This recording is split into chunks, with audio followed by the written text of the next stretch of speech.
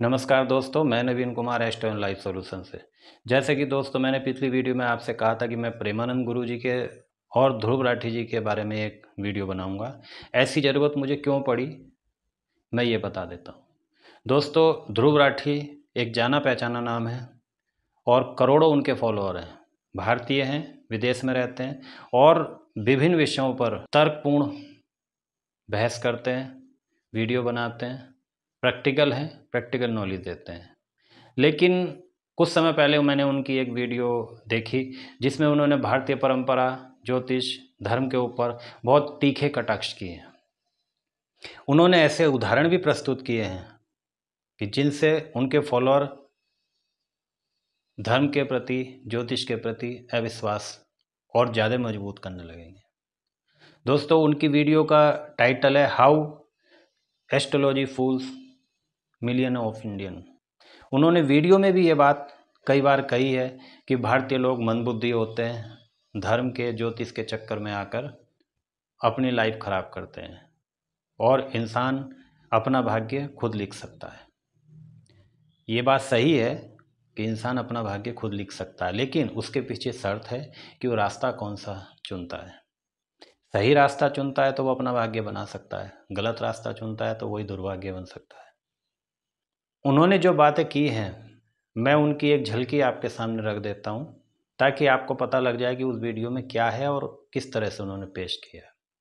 उन्होंने एक बात कही कि भारतीय क्रिकेट टीम का जब मैच था तो 11 ज्योतिषियों का पैनल बैठा हुआ था एक चैनल पर। उन्होंने भविष्यवाणी जीत की थी, लेकिन वो मैच इंडिया हार गई थी, भविष्यवाणी गलत हो गई।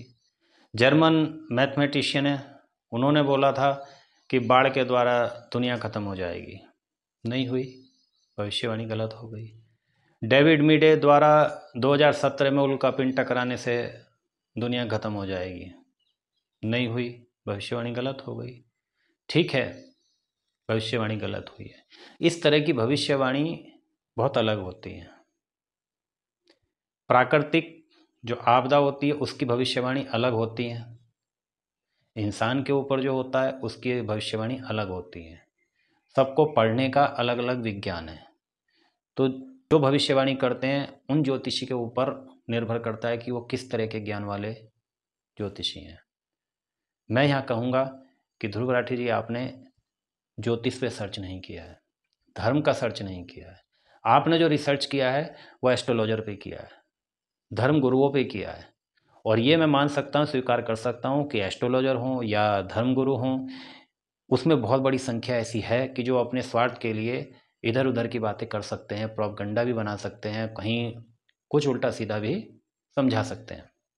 लेकिन इसका मतलब ये नहीं है कि वो शास्त्र गलत हो जाते हैं। शास्त्र की जानकारी अलग चीज़ है। अब मैं कुछ ऐसे और तथ्य बताता हूँ जिन पे उन्होंने अपने उदाहरण में दिया और ये सिद्ध किया कि ज्योतिष कुछ नहीं है, धर्म कुछ नहीं है। उन्होंने ज्योतिष का जो आधार माना गुरुत्वाकर्षण माना है और उन्होंने कहा है कि सूर्य धरती पर एक जैसी रोशनी दे रहे हैं तो सबका जीवन एक जैसा होना चाहिए, वो अलग अलग नहीं कर सकते। जैसे कि उन्होंने कहा है कि एक व्यक्ति जुलाई में पैदा होता है, 1 जुलाई के बाद जनवरी में पैदा होता है, लेकिन दोनों की लाइफ अलग अलग होती है, एक जैसी क्यों नहीं होती? क्योंकि सूर्य तो एक ही है। यहाँ उनकी बात गलत हो जाती है, क्योंकि ज्योतिष गुरुत्वाकर्षण नहीं, तरंगों पे, उनकी जो रोशनी है, प्रकाश है, उस पर डिपेंड करती है, जगह पर डिपेंड करती है, समय पर डिपेंड करती है, टाइम पर डिपेंड करती है। और यह साइंस भी जानता है कि सूर्य की जो रोशनी है जब धरती पर पड़ती है तो एक जगह अंधेरा होता है, एक जगह रोशनी होती है। जगह के हिसाब से मौसम भी बदल जाते हैं, तो आप कैसे कह सकते हैं कि उनका एक जैसे प्रभाव होगा?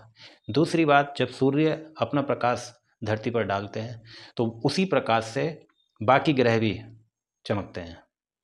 तो वो प्रकाश दूसरे ग्रह से टकरा के जब वो धरती पर आता है, हम लोगों पर पड़ता है, जीवों पर पड़ता है, तो उसकी क्वालिटी चेंज हो जाती है, दूसरे ग्रह की क्वालिटी उसमें मिक्स होकर आ जाती है, वो प्रभाव अलग हो जाता है। तीसरा, हमारे इस स्पेस में तारामंडल है जिसको हम नक्षत्र बोलते हैं, राशियाँ भी होती हैं।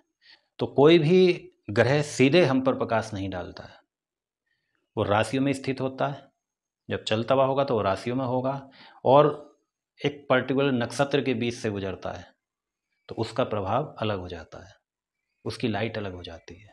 और नक्षत्र में भी अलग अलग चरण होते हैं। एक नक्षत्र 13 मिनट 20 सेकंड में बदलता है और उसके 4 चरण हुए तो 3 मिनट 20 सेकंड में एक नक्षत्र का असर चेंज हो रहा है। और माइक्रो लेवल पर जाते हैं तो 1 मिनट में भी बहुत बड़ा फर्क पड़ता है। तो मैं उनकी इस थ्योरी को नकारता हूँ, वहाँ अल्प ज्ञान है।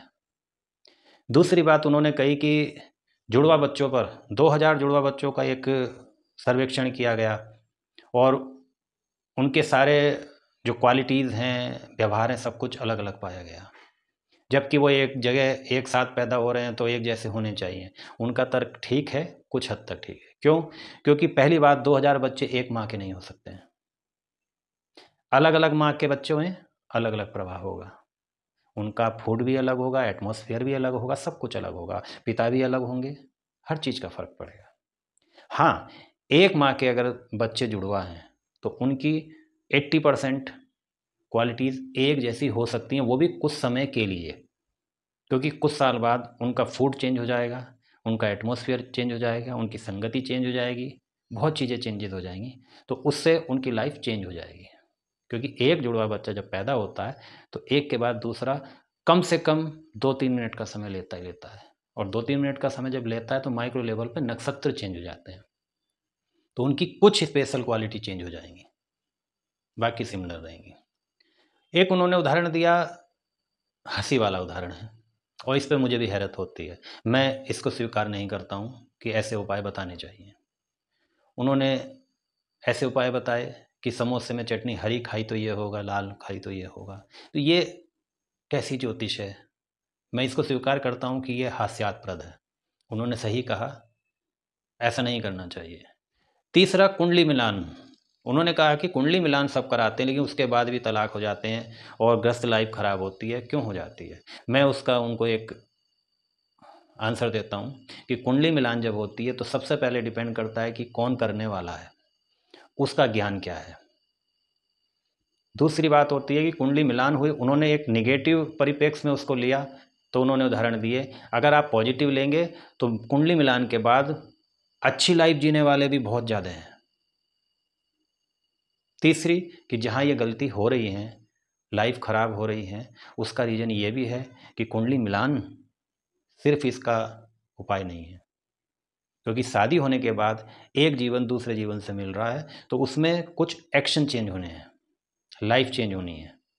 और अगर पति पत्नी उसको चेंज नहीं करते हैं या उसके विपरीत कार्य करते हैं तो 100% गृहस्थ जीवन चेंज होगा। तो दोस्तों, इसको भी मैं नकारता हूँ क्योंकि ये अल्प ज्ञान मुझे लगता है। दूसरा, स्टॉक मार्केट। स्टॉक मार्केट में एक शेयर का मार्केट इतना बढ़ा कि वो रेट इतना बढ़ता गया कि बहुत पैसा ले सकते हैं, तो वो बोलते हैं कि एस्ट्रोलॉजर स्टॉक मार्केट में पैसा लगा के क्यों नहीं कमाते हैं। तो मैं उनको बता दूं कि ये लालची लोगों का काम है। एस्ट्रोलॉजी पराविज्ञान है, विज्ञान से परे। उसमें एक ईश्वर की शक्ति काम करती है, और जहाँ आप लालच, झूठ, फरेब का उपयोग करोगे तो ईश्वर की शक्ति काम नहीं करेगी। ये 100% सत्य है। तो दोस्तों, इतने उन्होंने उदाहरण दिए, इन उदाहरण के बारे में मैंने आपको बता दिया। मैं चाहता हूँ कि आप मेरी इस वीडियो को सब्सक्राइब करें और ज़्यादा से ज़्यादा शेयर करें ताकि ये ध्रुव राठी तक पहुँचे, और वो पॉजिटिव रिसर्च करके एक वीडियो बनाएं। और मेरा ये मानना है कि वो मानेंगे कि ज्योतिष है, धर्म है। अब मैं उनके कुछ क्वेश्चन का आंसर देता हूँ और कुछ क्वेश्चन मैं उनके लिए छोड़ता हूँ कि वो उनको पढ़ें और उसके बारे में रिसर्च करके मुझे बताएं। सबसे पहले मैं बता दूं कि ध्रुव राठी जी की जो कुंडली है वो, उसमें गुरु राहु के साथ है।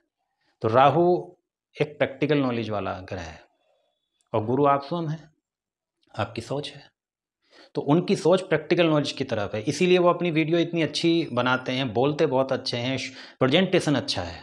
राहु प्रेजेंटेशन भी है और प्रैक्टिकल नॉलेज देते हैं। भले ही यहाँ पर वो प्रैक्टिकल नॉलेज नेगेटिव परिप्रेक्ष्य में ले गए, अगर वो पॉजिटिव रिसर्च करते तो वो भी बहुत अच्छा वीडियो बनाते हैं।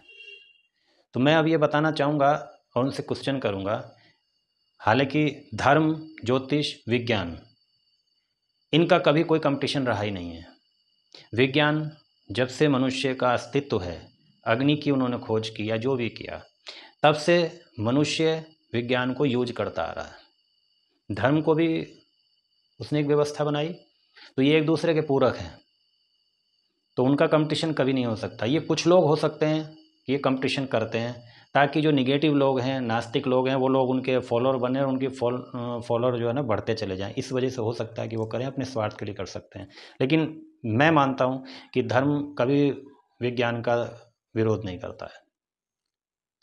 अब स्वामी प्रेमानंद जी महाराज हैं, 30 साल की उम्र में उनको किडनी की बीमारी हुई, किडनी फेल हो गई है। डॉक्टर ने साफ बोला कि इतनी ज़्यादा फेल है कि वो ज़्यादा समय नहीं जी सकते हैं।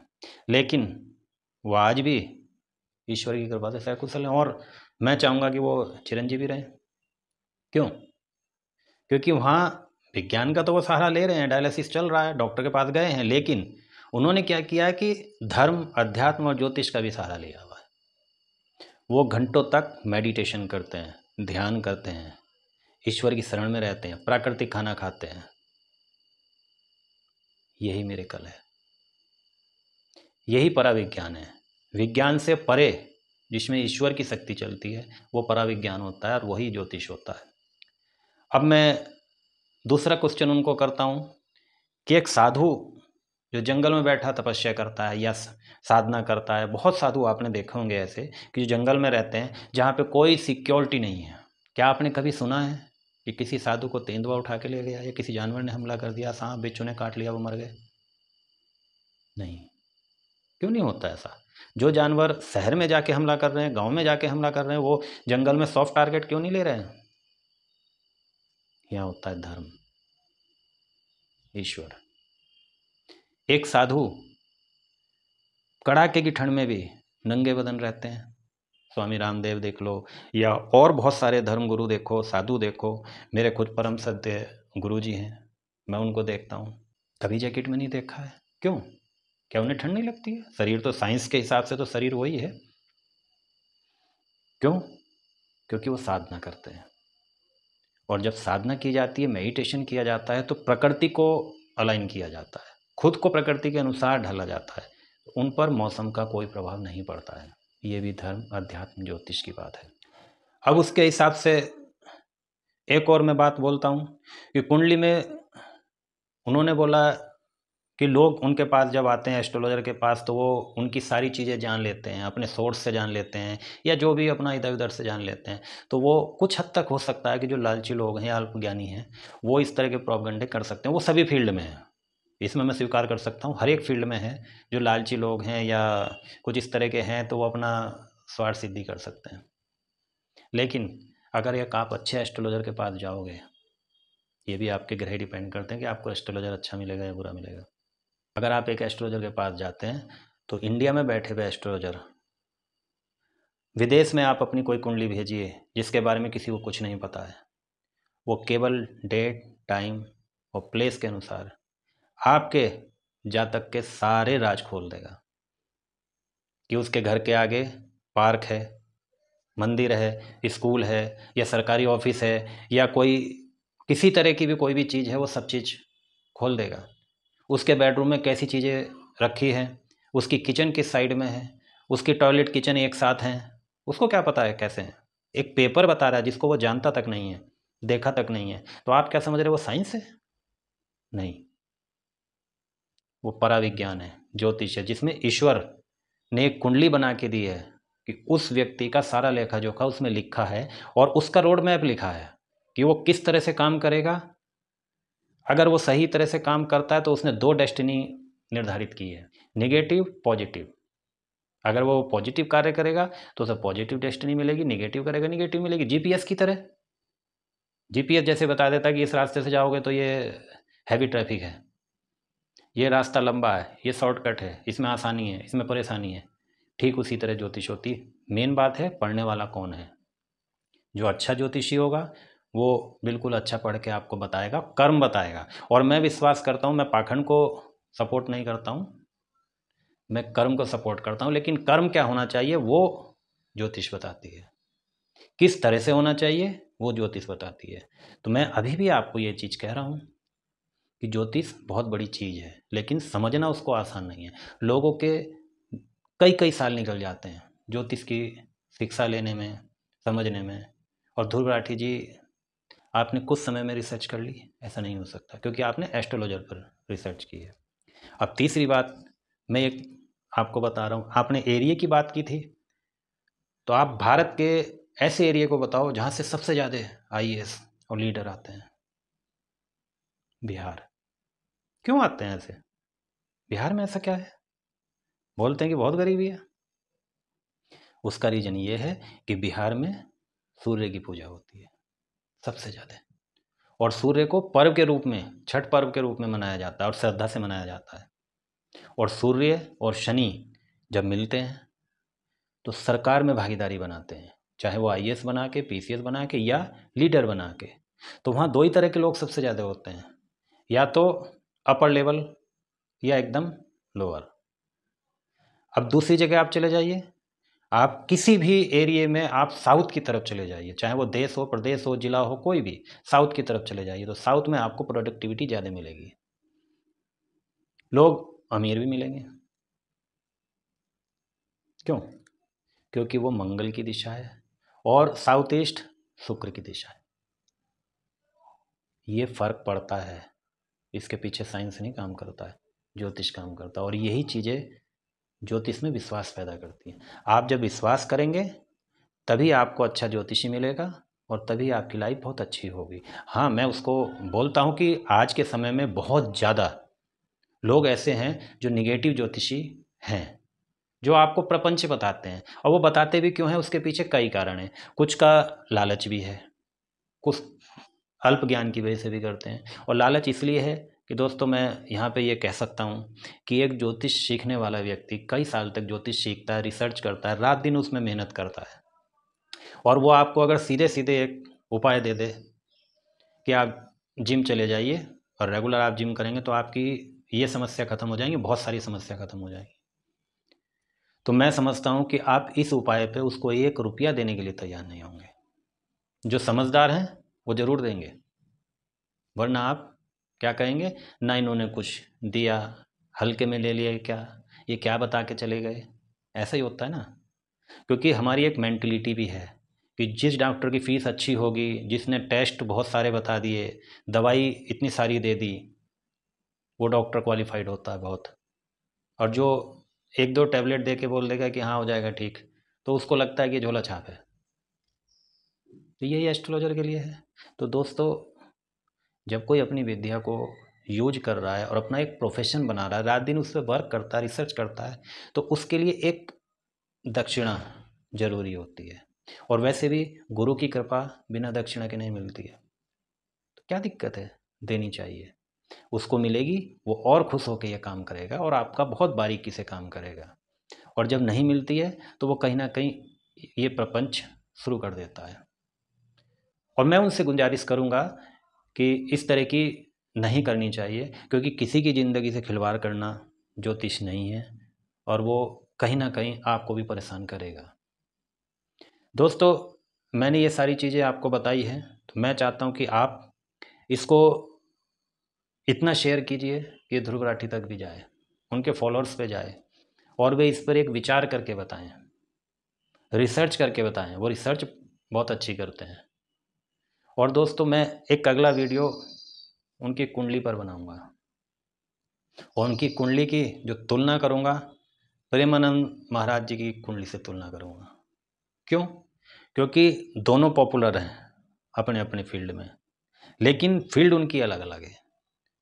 एक अध्यात्म के रास्ते से है और एक प्रैक्टिकल सोच से है। फिर मैं आपको बताता हूँ कि इसमें फ़र्क किस चीज़ का है। ज्योतिष पे विश्वास आपको होने लग जाएगा। मेरी किसी ऐसी बात पे विश्वास मत करिए, और ना ही मैं आपको कोई ऐसे उदाहरण दे रहा हूँ कि जिसमें आपको संशय रहे। ऐसे तो मंदिरों में आप जाएंगे, कहीं भी जाएंगे, इतने सारे चमत्कार हैं, कहीं पर ज्योति जली रहती है, कहीं पर कुछ है, बहुत सारे, मतलब चमत्कार से भरा पड़ा है। लेकिन मैं भी एक प्रैक्टिकल बात करता हूँ। एक मैं छोटा सा आपको चेक करने के लिए बता रहा हूँ, और उसका तरीका भी है कि आप चेक कैसे कर सकते हैं प्रैक्टिकली। आप 10 बंदे पकड़िए, जिनकी लाइफ अच्छी चल रही है 10 वो पकड़िए, जिनकी लाइफ बुरी चल रही है 10 वो पकड़िए, उनके लाइफ स्टाइल को चेक करिए, आपको बहुत चीज़ क्लियर हो जाएगी कि उनका क्या तरीका है। आप तिलक से पहचान सकते हैं। एक छोटी सी बात है, तिलक से। जो व्यक्ति काला तिलक लगाते हैं, कौन लगाते हैं? ज़्यादातर छिपे हुए कार्य करने वाले, तंत्र मंत्र वाले, तांत्रिक तरीके के, डाकू हो या कुछ इस तरह के, मतलब। और आपने देखा भी होगा, जो लाल कलर का तिलक लगाते हैं वो उत्तेजना से भरपूर होते हैं, बहुत जल्दी गुस्सा आ जाता है। जो पीला तिलक लगाते हैं वो बड़ी शांति से सुनते हैं, बड़ी शांति से बोलते हैं, बड़ी शांति से आपको समझाते हैं। अरे इतने से तिलक का इतना बड़ा फ़र्क है, तो आप सोचिए कि आपके पहनने का, खाने का, लाइफ स्टाइल का कितना बड़ा फ़र्क पड़ता होगा। तो दोस्तों, आपकी लाइफ है, आप किसी के कहने में मत आइए, आप भी एक रिसर्चर बनिए। रिसर्च करिए, अगर कोई आपसे कहता है कुछ भी तो उस पर आप रिसर्च करिए, रिसर्च करके और पॉजिटिव रिसर्च करिए तो आपको सारी चीज़ें क्लियर होंगी। ठीक है दोस्तों, मैं आपसे विदा लेता हूँ। मेरे इस वीडियो को आप लाइक करें और ज़्यादा से ज़्यादा शेयर करें, ताकि इन प्रश्नों के उत्तर आपको भी मिले, मुझे भी मिले और मुझे सौभाग्य मिले कि मेरी क्लैरिटी भी हो। धन्यवाद।